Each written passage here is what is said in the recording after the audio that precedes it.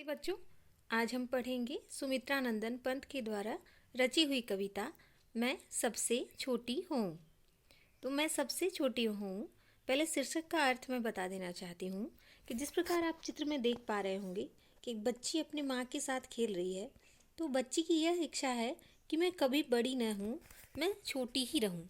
और वो ऐसा क्यों सोचती है, इसके पीछे क्या कारण है, आइए हम इस कविता के माध्यम से जानेंगे। और ऐसा कई बच्चों के साथ होता है कि इस कविता में जो बच्ची सोच रही है वैसे आम जीवन में भी बच्चे सोचते हैं। और क्यों सोचते हैं, इन सारे प्रश्नों का जवाब हमें मिलेगा इस कविता में। आइए पढ़ना शुरू करें। मैं सबसे छोटी हूँ, तेरी गोद में सोऊं, तेरा आंचल पकड़ पकड़ कर फिरूं सदा माँ तेरे साथ, कभी न छोड़ूं तेरा हाथ। कविता शुद्ध हिंदी में लिखी गई है, जैसा कि आप पढ़ पा रहे हैं। तो यहाँ बच्ची अपनी माँ से ये कहती है कि माँ, मैं हमेशा छोटी ही रहना चाहती हूँ, मैं बड़ी नहीं होना चाहती। क्यों नहीं बड़ी होना चाहती? क्योंकि मैं छोटी रहकर तेरी गोद में सोना चाहती हूँ और तेरा आंचल पकड़कर मैं हमेशा तुम्हारे पीछे पीछे चलना चाहती हूँ। जिस प्रकार आपने देखा होगा कि छोटे बच्चे किस प्रकार अपनी माँ का आंचल पकड़कर पीछे पीछे चलते हैं, हमेशा उनके साथ रहते हैं, इसी प्रकार यह बच्ची भी अपनी माँ का आंचल पकड़कर हमेशा माँ के साथ उनके पीछे पीछे रहना चाहती है। कभी न छोड़ूं तेरा हाथ, क्या कहती है कि तेरे साथ हमेशा रहूंगी और कभी तुम्हारा हाथ नहीं छोड़ना चाहती, अर्थात सदा तुम्हारे आसपास ही रहना चाहती हूँ। आगे पढ़ते हैं। बड़ा बनाकर हम पहले हमको पीछे छलती है मात, क्या कहती है कि बड़ा बनाकर पहले हमको तू पीछे छलती है मात। पहले तो आप छोटे बच्चे को क्या बोलते हो, अब बड़े हो गए हो, अब आप अपना काम खुद से कर लो, अब अपने से नहा लो, खुद से खा लो, खुद से पढ़ाई कर लो। तो ऐसा क्या करती है माता, उनको छलती है अर्थात बेवकूफ़ बनाती है। क्या कहती है बच्ची, बड़ा बनाकर पहले हमको, पहले तो आप हमें बड़ा बना देती हो, कहती हो कि तुम बड़ी हो गई हो, और पीछे हमें छलती हो, हमें बेवकूफ़ बनाती हो। कैसे? हाथ पकड़ फिर सदा हमारे साथ नहीं फिरती दिन रात। पहले तुम कह देती हो कि हम बड़े हो गए हैं और फिर हाथ पकड़ पकड़ कर हमारे साथ नहीं चलती, क्योंकि आप कहते हो कि आप खुद से चलो, खुद से सारा काम कर लो।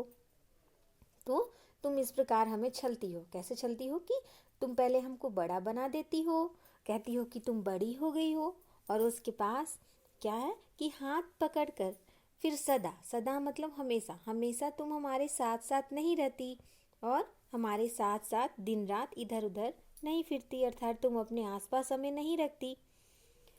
अपने कर से खिला धुला मुख, धूल पूछ सज्जित कर गात, क्या करती है? कर का अर्थ है यहाँ पे हाथ, गात का अर्थ है शरीर।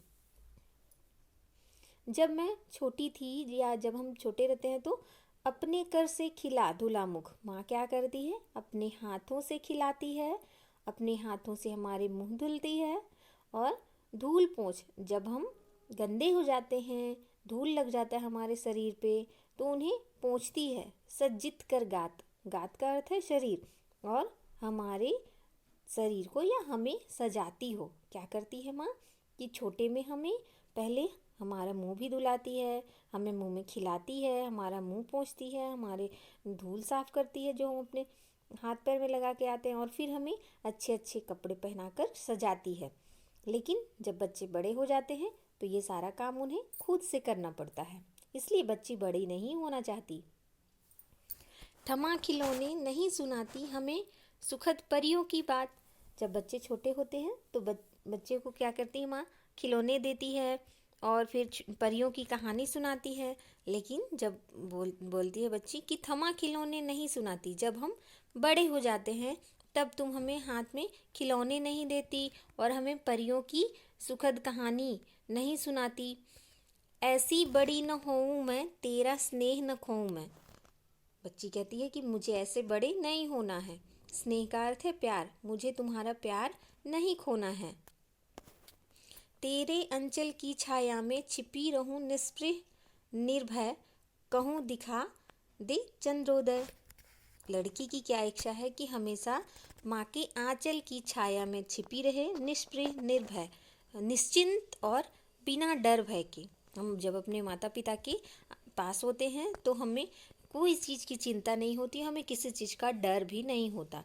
तो वही बच्ची की इच्छा है कि तेरे आंचल की छाया में, वह अपनी माँ के आंचल की छाया में छिपी रहना चाहती है, निश्चिंत और निर्भय होकर, बिना डर के। कहूँ दिखा दे चंद्रोदय, और कहूँ क्या कहूँ, तुम्हारी गोदी में बैठ के क्या कहूँ मैं कि मुझे चंद्रोदय, चंद्रमा का उदय दिखा दो, अर्थात मुझे चंदा मामा दिखा दो। तो यही थी, वह क्यों बड़ी नहीं होना चाहती। उम्मीद है आपको समझ में आ गया होगा कि बच्ची क्यों बड़ी नहीं होना चाहती। इसलिए इस कविता का नाम है मैं सबसे छोटी हूँ। तब तक के लिए हैव अ गुड डे। मिलते हैं अगले पाठ में।